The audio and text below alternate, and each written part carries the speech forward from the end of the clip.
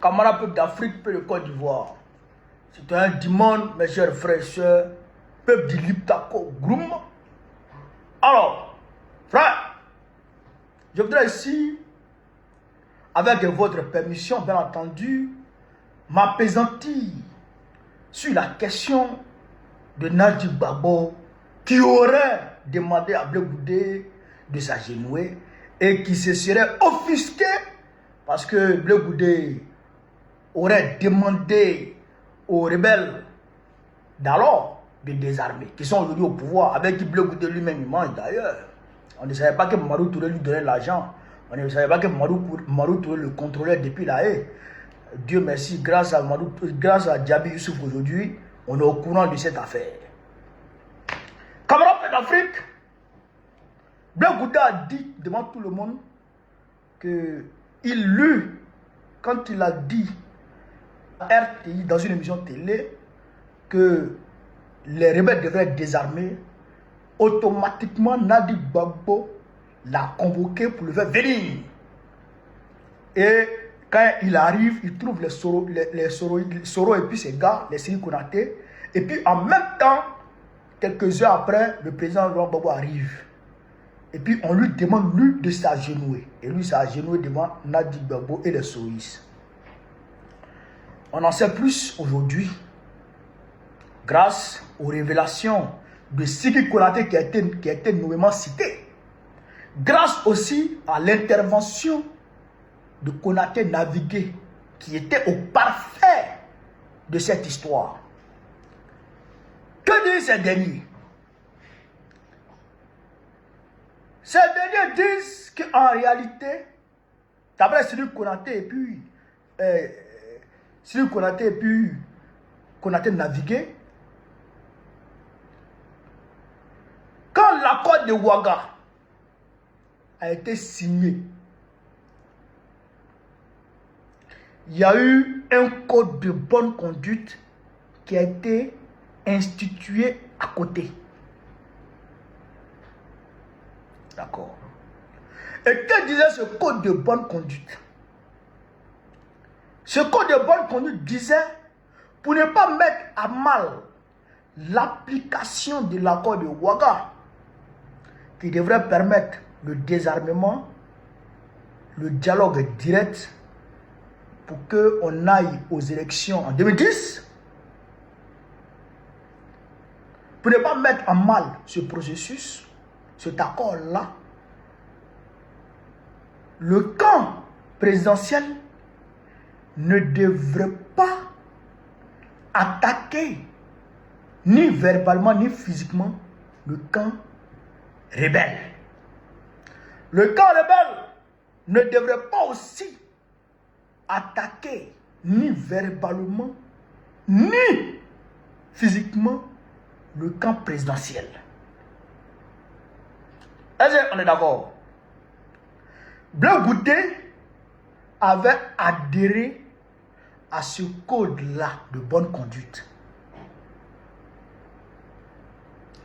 Et il y a eu même deux camps qui s'est formé par rapport à l'accord de Ouagadougou. Les sceptiques et les convaincus. Ceux qui étaient d'accord, ceux qui étaient pour l'accord de Ouagadougou et qui avaient adhéré à ce code de bonne conduite. Blé Goudé faisait partie de ceux qui avaient accepté d'adhérer à ce code de bonne conduite. Donc, un jour, Mamadou Koulibaly sort du cadre institué par ce code de bonne conduite et allume le camp rebelle, le camp de Soro. Le président Gbagbo appelle Mamadou Koulibaly pour lui dire: ah, on dit code de bonne conduite. Toi, en tant que haut cadre, en tant que président de l'Assemblée nationale, en tant que président d'institution, tu ne devrais pas t'adonner à ce genre de choses. Il faut présenter des excuses pour qu'on aille à la paix. Nguessan a fait le même dérapage. Le président Gbagbo l'a rappelé à l'ordre. Selon Konaté Navigé, qui était parmi les rédacteurs de l'accord de Ouagadougou. Donc, Avec Nguessan a parlé, il a déraillé, le président Gbagbo l'a ramené à l'ordre. Blé Goudé aussi, il est allé invectiver le camp rebelle à la télévision, dans cette émission, dans cette fameuse émission. Donc le président Gbagbo l'a rappelé à l'ordre comme il a fait avec Afin Nguessan et Mamadou Coulibaly, qui étaient, on va dire, plus ou moins les sceptiques. Est-ce que vous me suivez? Mais dans le cas de Blé Goudé, comme Blé Goudé était proche de Nadi Gbagbo, il était bon petit de Nadi Gbagbo. Alors le président lui a dit, appelle ton petit qu'il me retrouve chez toi. Puisque, selon Siri Konaté, le président Gbagbo recevait régulièrement les gens chez Nadi en week-end. Il recevait régulièrement les gens chez Nadi en week-end. Puisqu'il parlait beaucoup sur ce week-end là-bas. C'est là, Nadi appelle Blé Goudé. Il faut venir, je me trouve à la maison, le président t'appelle. Donc quand il arrive maintenant, il trouve les sauts, et puis le président arrive. Et comment dirais-je, le président prend la parole et puis il parle. Et il demande à Blé de s'excuser, de ne plus faire ça. Comme il a demandé à Mamadou Coulibaly et il a demandé à Afin Nguessan de s'excuser. Donc, ce n'était pas un cas isolé. Vous comprenez? Mais, ce sur quoi Blé Goudé est en train de jouer, c'est que c'est Nadi qui l'a appelé. Mais Nadi ne t'appelle pas pour elle-même, parce qu'elle a envie de t'appeler. Elle ne convoque pas son mari. C'est que Blé Goudé veut faire croire aux gens que c'est Nadi qui a convoqué cette réunion. Or, ce n'est pas le cas. C'est le président qui a convoqué cette réunion et il a fait venir Blé Goudé et il a fait venir les Siri Konaté et les Soro Guillaume.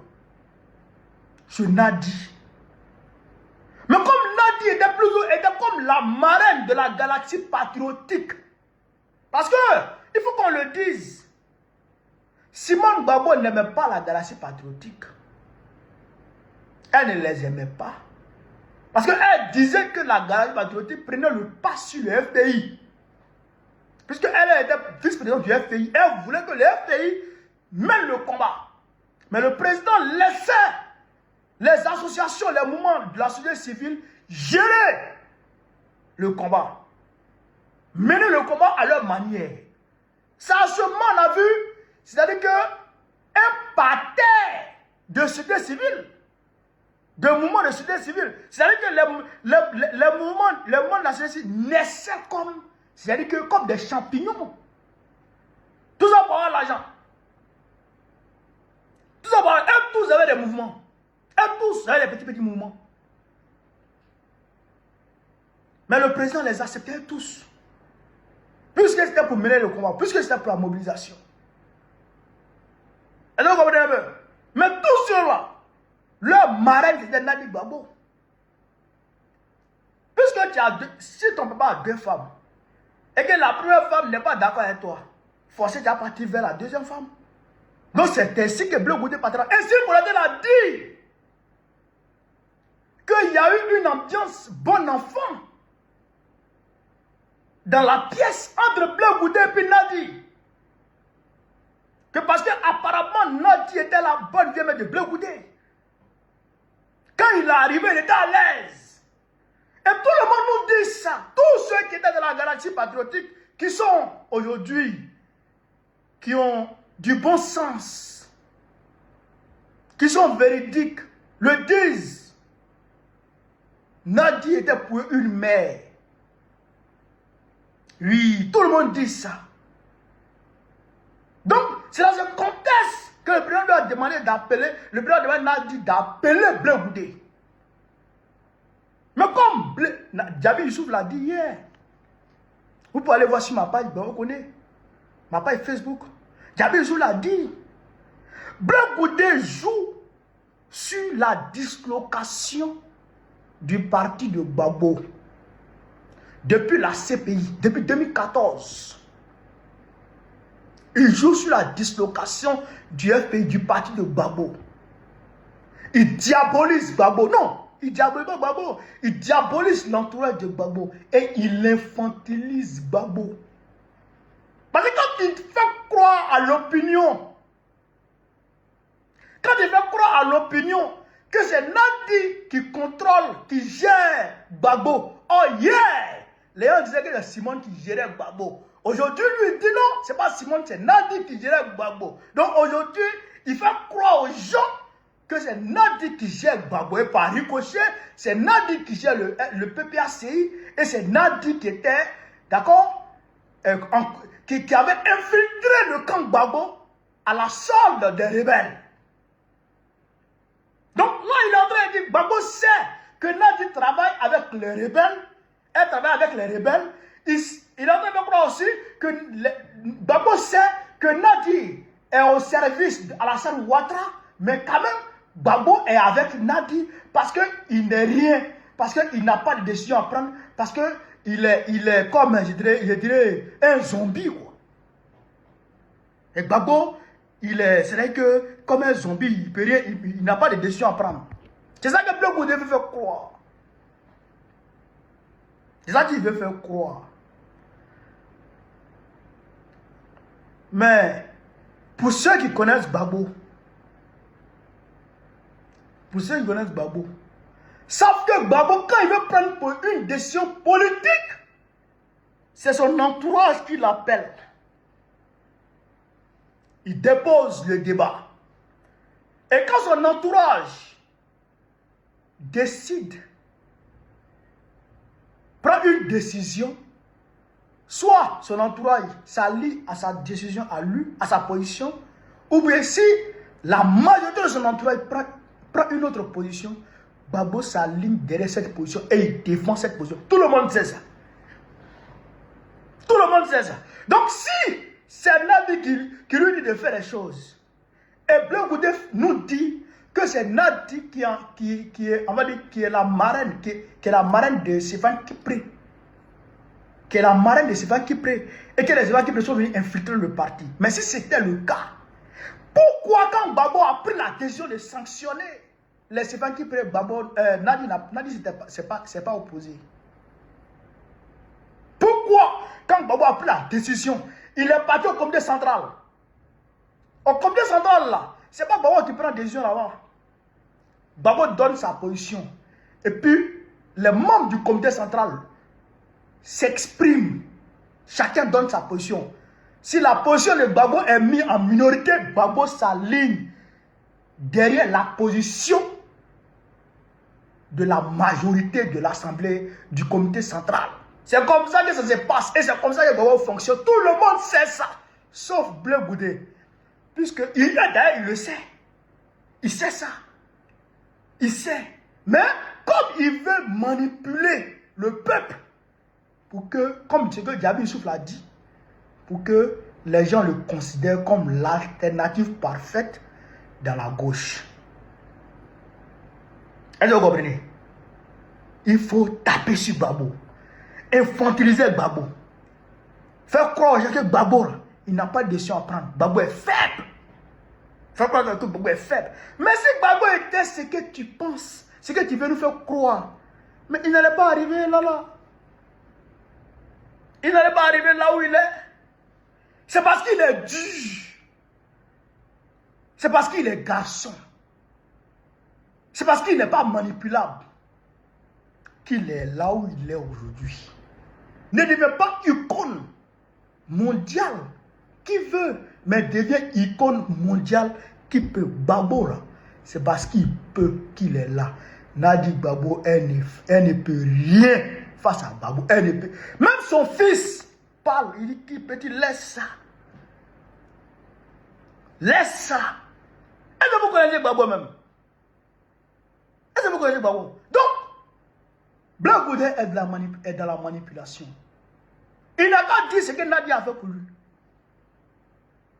Il n'a qu'à dire ce que Nadi a fait pour lui. Ce que Nadi a fait pour la Galaxie Patriote. Il n'a qu'à dire ce que Nadi leur donnait comme agent. Il n'a qu'à dire ça. Il n'a qu'à dire quand il était moisi là, qui lui donne l'argent le week-end. Il n'a qu'à dire ça. Il n'a qu'à dire ça. Il n'y a plus infiltré que lui. Blé Goudé. Il n'y a plus infiltré que lui. Hein? Il n'y a plus infiltré que lui. Blé Goudé. Mais comment il est arrivé chez Ouattao? À Boaké? Comment il est dormi dans la maison de Ouattao? Quand il est arrivé là-bas, là, qui le gérait? Quand les rebelles sont rentrés à Abidjan, qui il a appelé en premier? Quand il a pris son téléphone, quand il a appris que les rebelles sont rentrés à Abidjan, qui l'a appelé? C'est pas Ouattao? C'est Ouattao il a appelé. Mais Nadi, elle est sortie avec la maman de Babo et puis la princesse de Babo. Nadi, elle est sortie avec la maman de Babo, la princesse de Babo. Ils étaient au Ghana ensemble, et tous, avec les autres réfugiés. Ils étaient au Ghana ensemble.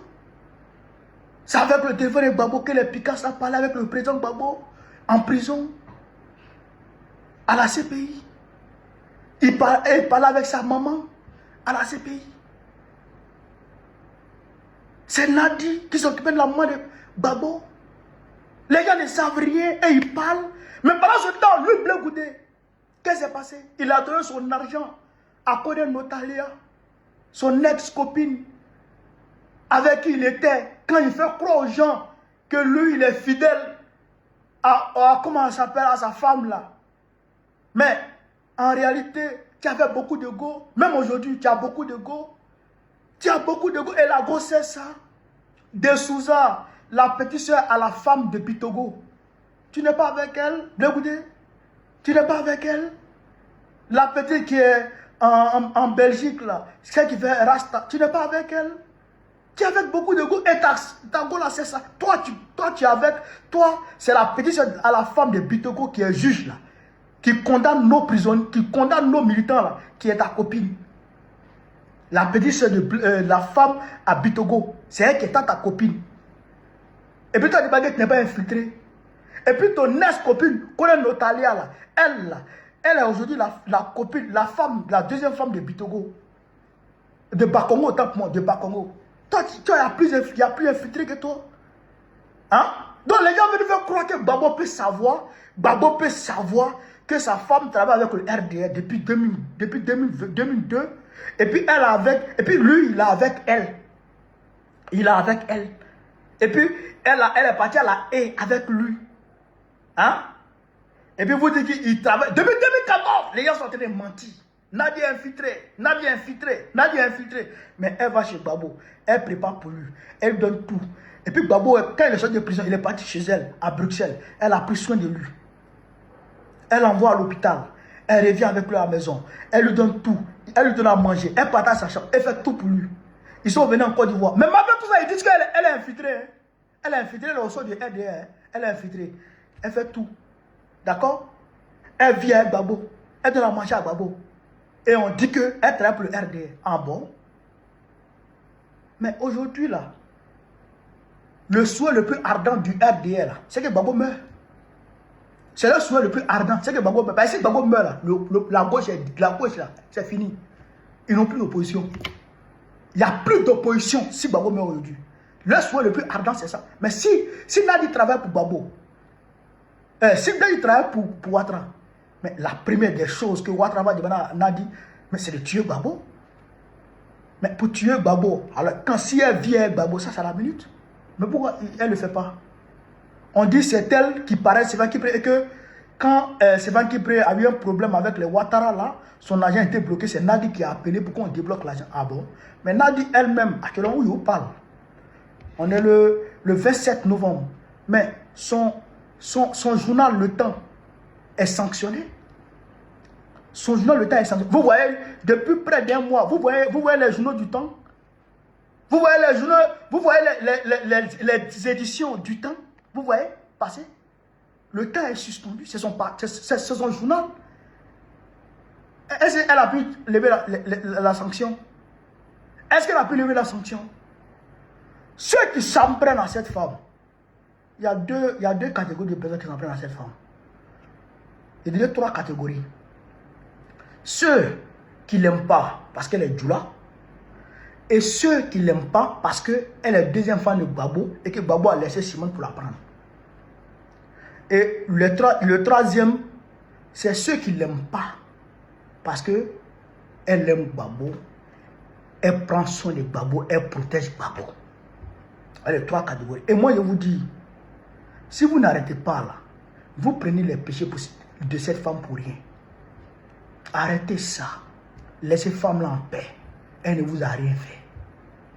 En tout cas, pour nous, tant que elle aime notre chef, elle aime notre président, nous là, on l'aime. Parce que si le président l'aime et que nous, on ne l'aime pas, ça va nous amener à détester notre président. Oui, parce que si tu me dis que tu n'aimes pas ma femme et que moi j'aime ma femme et que tu me demandes de laisser ma femme, je ne vais pas t'aimer encore. Je ne vais pas t'aimer, ça qui est par là avant toi et moi. Mais tu ne peux pas t'en prendre à ma femme alors que moi je l'aime. Pourquoi? Pourquoi tu as t'en prendre à ma femme? Ok, moi j'aime ma femme. Et toi tu n'aimes pas ma femme. Pourquoi tu n'aimes pas ce que j'aime pas? Mais c'est que toi là tu n'aimes pas. C'est que tu n'aimes pas. Ou bien tu n'aimes pas ma femme, tu gardes ça pour toi. Mais tu ne me dis pas ça. Et tu ne t'en prends pas à moi. Tu ne t'en prends pas à ma femme. Voilà. Donc on ne peut pas dire qu'on aime Gbagbo et puis on déteste sa femme et on attaque sa femme. Verbalement, publiquement. Pourquoi? C'est qu'on ne l'aime pas. C'est qu'on n'aime pas. Et je dis à tous les militants de PPAC et à tous les sympathisants, à tous les pro-Gbagbo, ne tombez pas dans cette manipulation. C'est archi faux. Vous ne savez pas tout ce qu'il a dit faire Gbagbo. Et d'ailleurs, le président lui-même, il en parle. Il en parle pour que vous puissiez comprendre que ce que les gens disent de la femme là est faux. Il en parle pour que vous puissiez comprendre que ce que les gens disent de la femme là c'est faux. Moi, Gbagbo, je sais ce qu'il fait. Et c'est parce qu'il sait ce qu'il fait qu'il arrive là où il est. Qu'il est arrivé là où il est aujourd'hui. Celui qui ne sait pas ce qu'il fait, celui qui n'assume pas ce qu'il fait, ne peut pas arriver là où il est. Un plaisantin ne peut pas atteindre le niveau de Gbagbo. Un plaisantin ne peut jamais atteindre le niveau de Gbagbo. Donc, que les gens se calment. Que les gens arrêtent. Cette manipulation ne passera pas. Nadi là, elle n'a rien. C'est-à-dire que d'une espionne, de qui que ce soit. Sur ce, vive l'Afrique libre. Vive le panafricanisme, vive tous les présidents panafricains, vive l'AES, Gbagbo président de Côte d'Ivoire, très prochainement. On est ensemble. Je donne un rendez-vous. Il sera assis à terre et puis on va lui donner le Je suis Blé Goudé et je ne sais pas pourquoi j'ai été convoqué. C'est moi le président Koudou Laurent et tu n'as plus le droit de t'adresser à Soro Guillaume. Pourquoi tu as demandé à Soro Guillaume de faire le désarmement? Madame Nadi Bamba, recevez toutes mes excuses.